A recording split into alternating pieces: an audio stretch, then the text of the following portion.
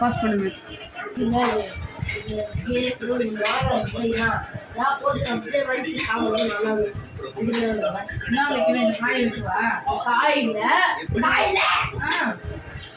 மிளகா போட்டுருக்குல போட்டு நல்லா நல்லா அப்படியே பெசஞ்சு வைமா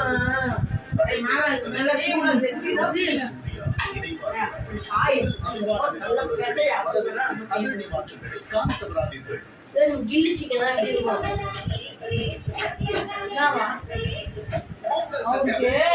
சாப்பாடுல நல்லா இருக்கும்.